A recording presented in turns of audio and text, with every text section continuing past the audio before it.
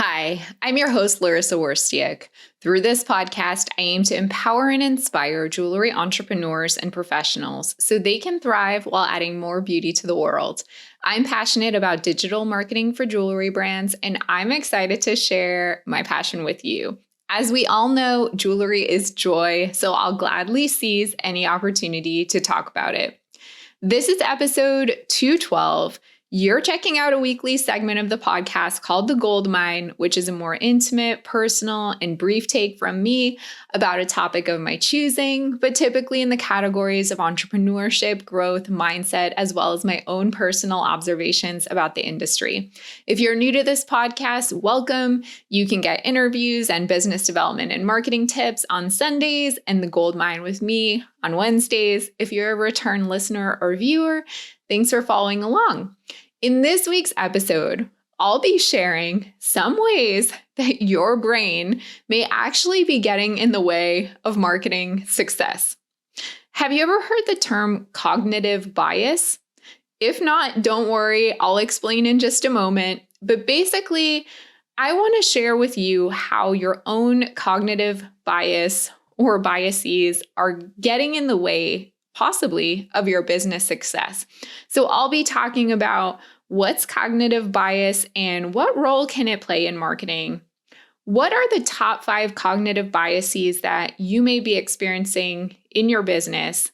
And what steps can you take to overcome your cognitive biases? So number 1, let's tackle the first question. What's cognitive bias and what role can it play in marketing? Okay, let's try to explain this in as uncomplicated as possible because a Google search of the term is like, ugh, my head hurts. But basically, it's when you personally believe something is true based on your own subjective interpretation of reality. And then because of that, you see the world through that lens and you possibly even make decisions or take actions based on these subjective beliefs. So your own personal belief about something dominates the objective reality of the thing, even if that's totally different. So like to give a general example that hopefully makes sense and that you would understand is people who have a fear of flying in airplanes, but they still feel totally comfortable driving in cars. Of course, most people know it's more dangerous to drive in a car than fly in a commercial airplane, just based on the statistical evidence of how many people get injured or die in these two situations. But the people who are afraid of flying are still more worried about dying in a plane crash than in a car crash. So they have this belief that's based on their own assumptions, and they're not taking the objective reality into consideration.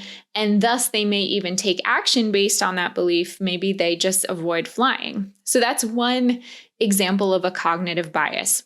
So how could this possibly relate to marketing your jewelry business? Well, as a business owner or leader, you likely are taking action in your business and making decisions based on your own assumptions about your customers and the marketplace without actually knowing, or maybe you know, but you're not accepting or acknowledging the data-based reality. Of course, it's totally impossible for anyone to think 100% logically all the time and to 100% avoid your cognitive biases. There's always some element of emotion involved in making decisions, especially when it comes to your business and money and how you want to best invest your business and marketing dollars. You probably exhibit cognitive bias all the time without being aware of it. But today we're going to talk about 5 common ones so that maybe you can pay attention and see if you experience these things and just get curious about it. Don't judge yourself, just be more aware and see if you're doing these things. The top 5 cognitive biases that I notice business owners, marketing leaders have that they may be experiencing in their jewelry business. Number 1 is sunk cost. So one really well-known type of of cognitive bias is the sunk cost fallacy. This basically means that once an individual or a business has invested time, energy, money into something, then they're afraid to admit themselves that they are going to accept this error and then back out because they've already put all of this time, money, etc. into it. If you ever watch those like Netflix documentaries about people who get scammed by like bad people, like that I forget which one, this bad boyfriend and he scams all his girlfriends out of all their money. I think a lot of those people have this bias because maybe in the back of their heads they sort of know something is wrong and this is not a good situation, but they've already gotten themselves so wrapped up into it and so far that it's difficult and even sometimes embarrassing to admit that you made a mistake. So thusly, you keep pouring money and time into it. And this can absolutely happen in marketing. At a certain point, you may feel even intuitively like your current approach in your business isn't working, but you've already put so much time, effort, and dollars into it that it would be silly to stop now, right? Maybe if we just wait a little bit longer and spend a little more money, everything will change. Number 2 is called the false consensus effect. So this is a type of cognitive bias where you basically overestimate how much other people are just like you when it comes to things like their beliefs, opinions, and behaviors. I see this a lot, especially with solopreneurs or with people just starting their jewelry businesses. They don't have a lot of sales data about their customers, so they don't have that hard data to know how their customer personas look, like what are their qualities, what is the demographic information. And they just don't have a lot of perspective on their business in general. So they assume that their customers oftentimes are people just like them and that their customers like and prefer and want the same things. And so their approach is to just market to themselves, basically, assuming that everyone else in the world who might like their jewelry is exactly like them. And sometimes it's true. Sometimes your target customer is another person just like you, but more times than not, it actually is someone different from you or customers that have elements of you in them, but they do have other beliefs, interests, opinions, and behaviors. So it's really important as a business owner to acknowledge that not everyone out there in the world is just like you. The third cognitive bias that I see a lot in jewelry businesses is overconfidence. And I find this happens a lot with product assortment, and it happens a lot with new businesses entering the marketplace. They think they have beautiful products.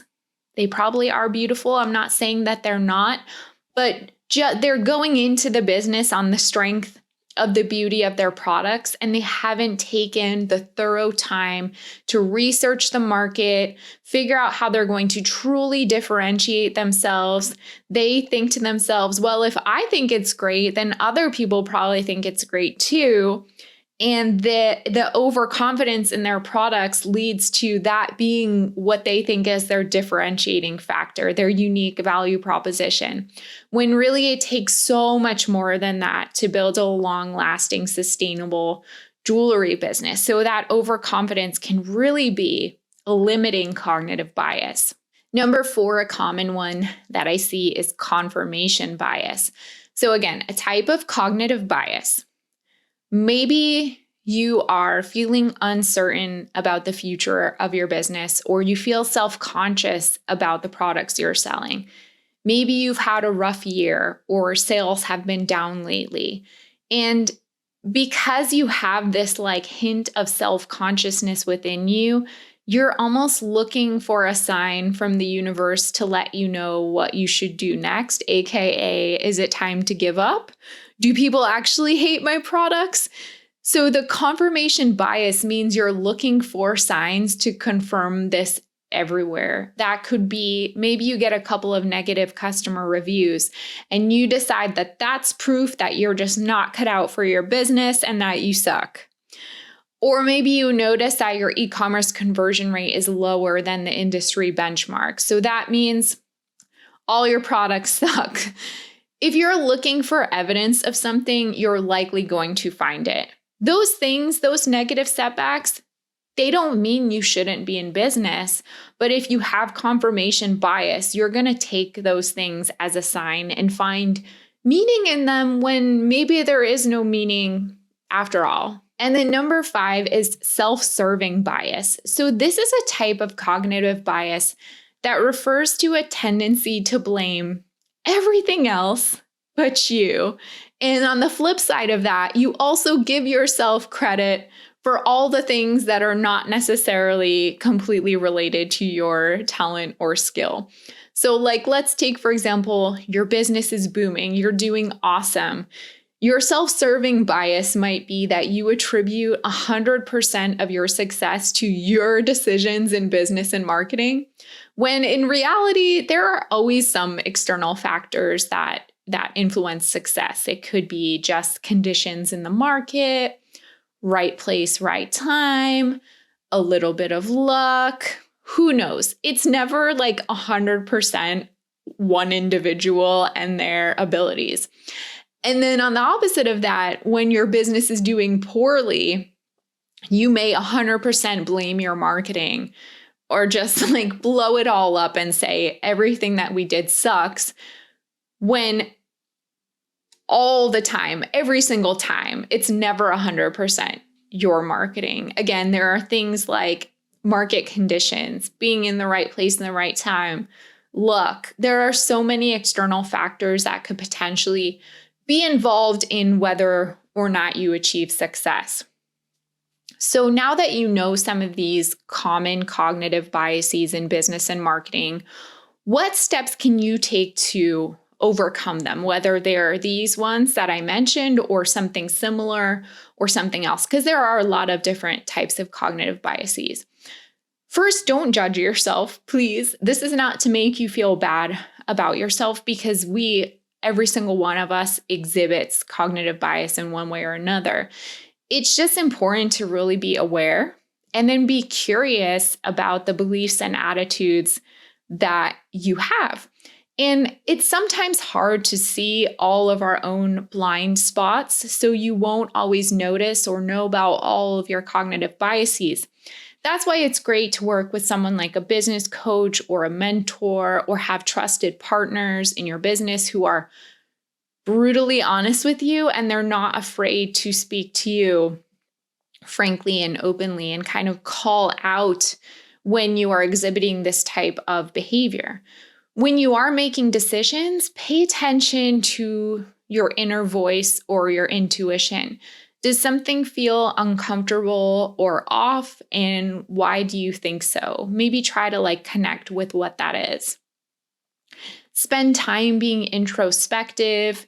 If meditation is a part of your mental health strategy or your day-to-day, that's a great thing to do to kind of get in touch with your own beliefs and your own prejudices.